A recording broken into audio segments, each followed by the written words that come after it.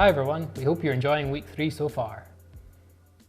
You are part of a community of over 5,000 learners on our functional programming course. We're really glad that the course has built up such a momentum and that everyone's interacting so well in the comment sections and in the discussions about the course. Fortunately, some of you have been having problems with the Try Haskell online interpreter. We've been working really hard to fix these. We have. And hopefully they'll be sorted soon.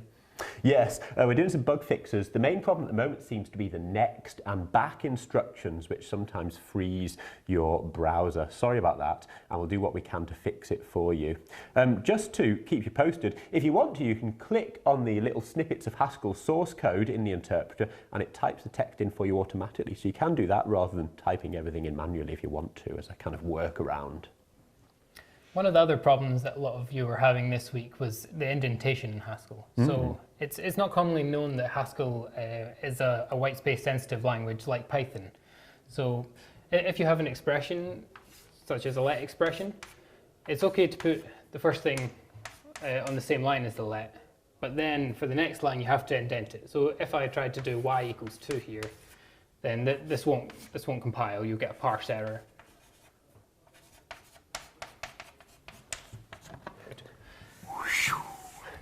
However, if I indent the code, we suggest 2 spaces, although you only need to do 1, then this will compile successfully and it sees the 2 separate expressions.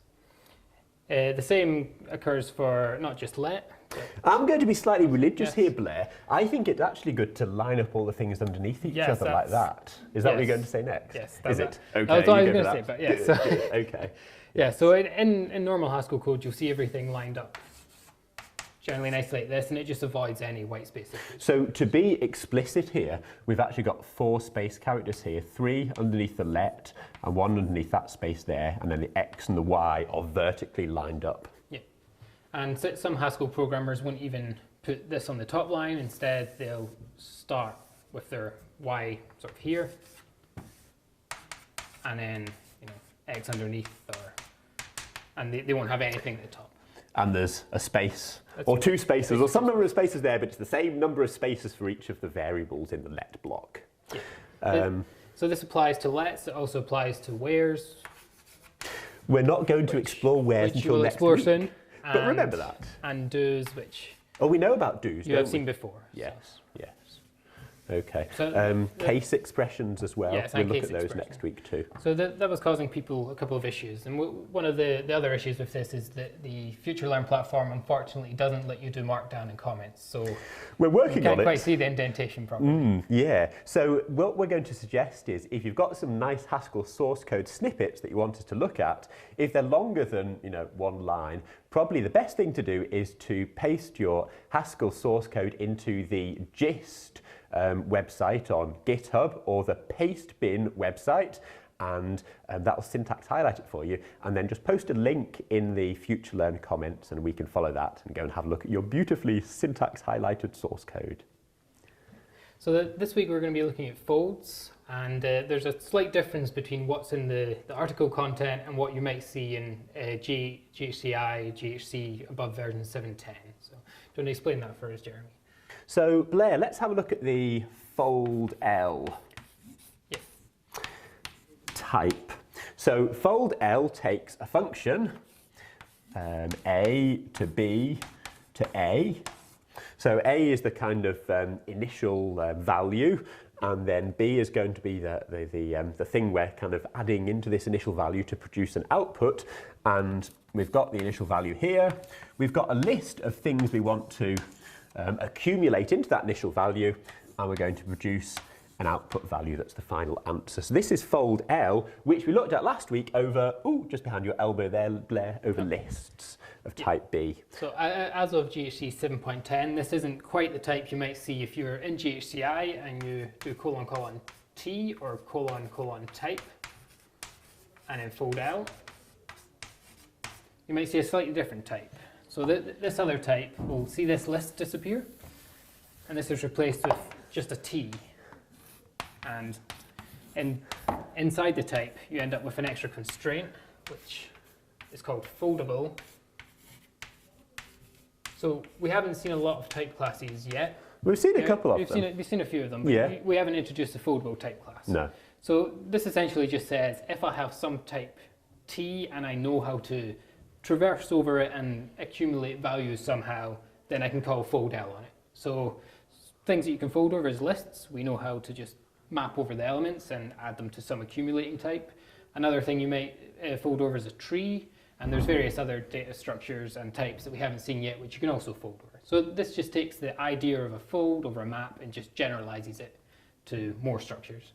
Other than just lists. So this applies to GHC 7.10, GHC 8, and anything else that might have come out since this video was produced. Haha, yes, good. Let's also talk, while we're here, Blair, about the discussions that we had in the first week, which were to do with different programming languages other than Haskell and how they're different to Haskell. So people mentioned a few different functional languages that they had experience with. What came up? There was OCaml, wasn't there? Yep, there was OCaml. We had some discussions of F#. Oh, yes. Some of the more Lisp style ones, like Clojure, which runs in the JVM, and some Racket as well. So what you'll notice is that a lot of these ideas, so what we're really trying to do with the course is get you the core features of functional programming, which you can then take to these other languages. So even though we're talking a lot about types, this kind of structure of folding over some element is very common. You'll see this in things like Lisp. There's a lot of folds, a lot of maps, lambda functions, and these are all common to all of these languages.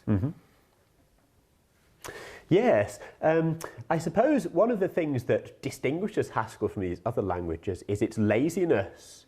So the idea is that you don't evaluate expressions until they're actually needed, kind of on-demand evaluation. And that's cropped up a little bit already in some of the expressions that we've examined so far in the course. We'll see more about laziness later on, but Haskell is uniquely lazy. These other languages aren't in general. Yeah, and one of the other big differences between Haskell and these other languages is its purity. So you might have been running some of the examples of like the guess the number game and got an error that says can't match type IO string with expected type string, or the other way around, and that's just because we use this IO type to say this thing can do side effects, whether that's getting something from the input or generating random numbers, etc.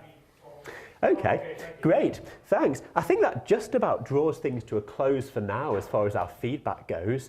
We'll have another feedback video like this in a couple of weeks, and we hope you can tune in for that too. But we're really glad you've enjoyed the course so far, and we hope you'll carry on for the next 3 weeks to find out more interesting things to do with Haskell and to continue your journey in becoming a functional programmer. Thanks. Thank you. Keep on coding. Bye. See you later. Cheers. Bye.